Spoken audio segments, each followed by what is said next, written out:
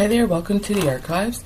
So I posted Amaterasu today, and I said I would share the link to Izanami because I thought I had already done Izanami, but I haven't recorded Izanami yet. I thought I had, so I apologize about that.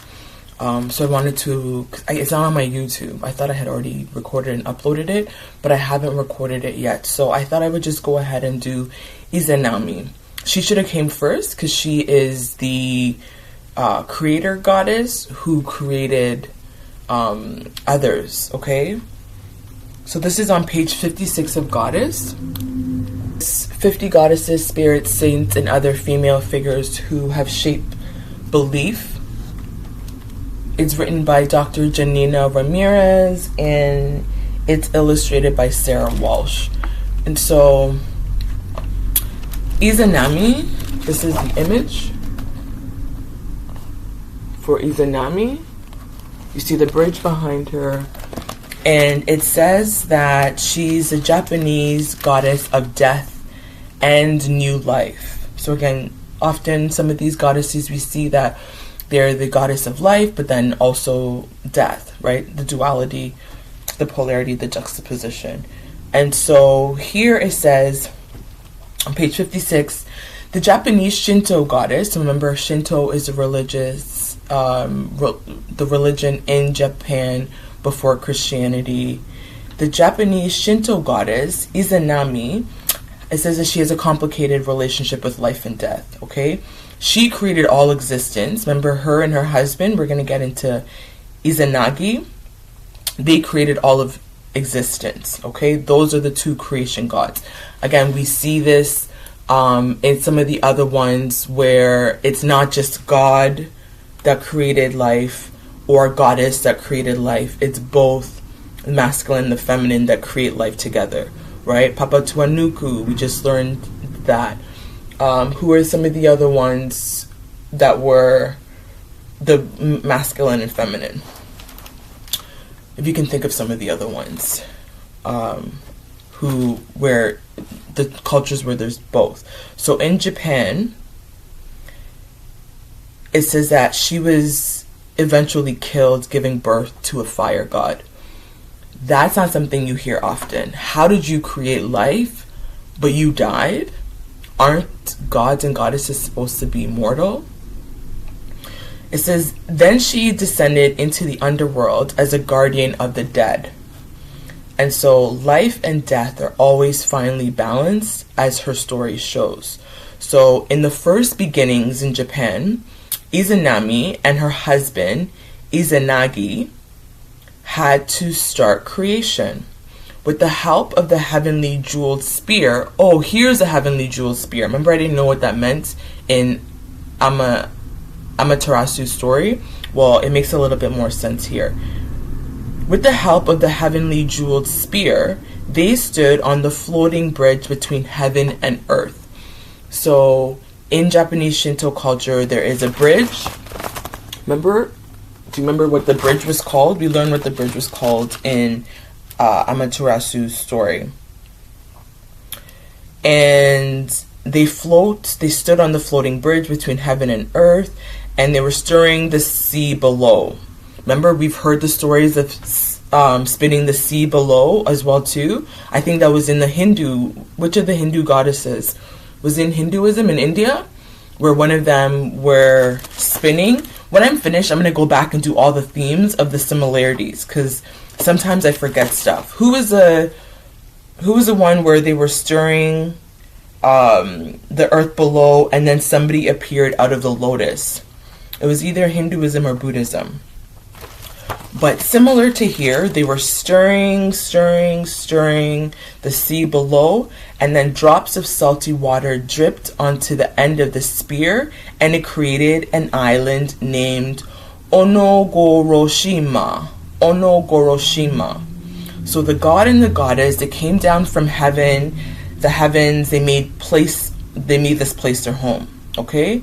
There, Izanami and Izanagi built a grand palace with a pillar at the center. They decided to have children. They performed a ritual around the pillar.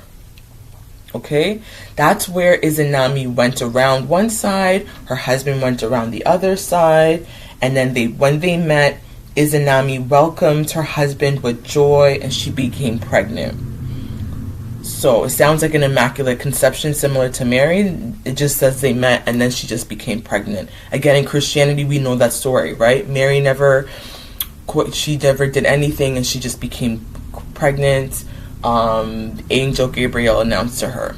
So similar here, it says she welcomed his joy and she became pregnant. So soon after she gave birth to a child, sadly, he didn't have any bones and was known as Hiruko, or leech child.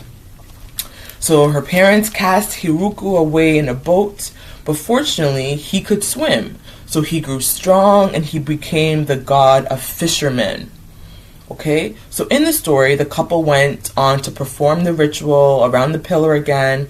This time, Izanami gave birth to many more gods and the 8 islands of Japan. She's mother on earth and in heaven. Okay, so the 8 islands of Japan originate from Izanami's story. However, out of all of the children that she had given birth to, none of them represented fire. So she became pregnant one more time to bring a fire god into the world. But while the baby grew inside her, it began to burn and flame. She became so sick and eventually the baby left her body like a volcano erupting and she died. So Izanagi, remember, her husband, was devastated. He was so devastated, but he was determined to find her in the underworld. And so it says he walked around, he walked into the land of darkness in the underworld, so he could see absolutely nothing, right? Izanami heard him calling, and he said that he'd come take her home. She replied and said she'd already eaten the food of the dead, which meant she could never leave, right? I've already eaten the food of the dead. I'm here. I don't think I can leave, but thank you so much for coming. So her husband didn't give up, okay? Remember, this is another culture where there's a lot of respect and reverence between the two of them. No gender wars here, right? He actually really likes his wife and he wants her back. Again, we've seen that theme over Papatuanuku, for instance, recently we just saw, where the masculine, really actually enjoy the company of their wives and go looking for them or try to bring them back. And so he doesn't give up. He would do anything to bring his wife back. So he took the comb from his hair and he lit it to make a torch. And then there she was. She appeared, okay, in a flickering light. And she was covered in maggots. She had already been transformed by death. She was rotting. So Izanami chased after Izanagi as he fled. He was horrified, right? Because this is not what he thought. I came to get my wife back and this is a rotting corpse with maggots? What's going on here? So he flies off to the entrance. She sets the warriors of the underworld on him. They are chasing her husband, screaming, shouting, chaos, and they're desperate to keep him in the land of the dead. Okay? Finally, Izanagi reached the light. He rolled a rock across the opening. He shut earth from the dead for eternity. And so Izanami screamed from behind the rock that she would take 1,000 lives every day as revenge. So she kind of turned on him, it sounds like. 1,000 lives every day. She was going to take them as revenge, okay? Izanagi replied that he would create 1,500 life each day so that it can continue. Again, balance. You want to take 1,000? No problem. I'm going to create 1,500 more people. Okay? So the story of Izanami's life and death, it says that it really taps into some of the most important questions that we ask ourselves as humans. On page 57, it asks, how did we get here? Where do we go when we die? So Izanami is one of the first kami, or protective spirits in the Shinto religion. Remember, again, we learned earlier about the Shinto religion. Sometimes the temples, this is where they roam. Yeah. So these spirits represent the features and forces of nature, and many people believe that Izanami's tale can provide them with answers and guidance through life. So this was Amaterasu's mother, father, the couple, okay? Again, I apologize. I thought I had already filmed it, but I didn't. So this is Izanami. She is the creator goddess in Japan. Her and her husband, Izanagi, the two of them together are the creators in Japan. She also died giving birth to a sun god. It burned her, and the god exploded like a volcano. Okay? She died and went to the Underworld, where she is. Her husband tried to go after her because he really loved and missed her, but she was already taken. And so, yeah, this is Izanami's story. She's a Japanese goddess of death and new life. So, both. Okay?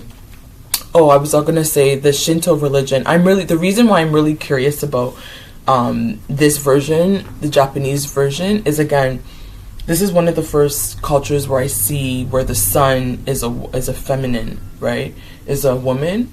And I think the Japanese are onto something. I feel like the sun would be very powerful, feminine energy. I'm very interested in where and how come within Japanese culture the sun is the woman, right?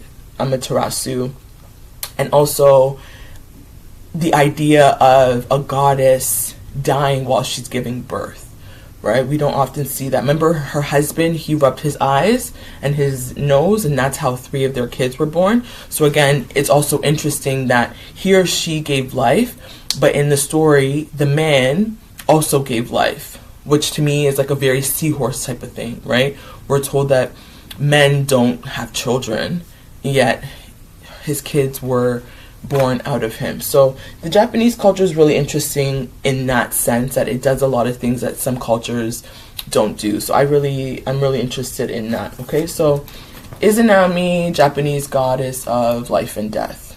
Okay, from goddess, 50 goddesses, spirits, saints, and other female figures who have shaped belief.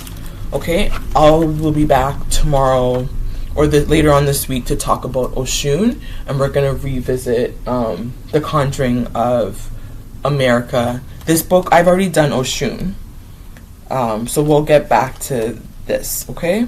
Until next time, in solidarity.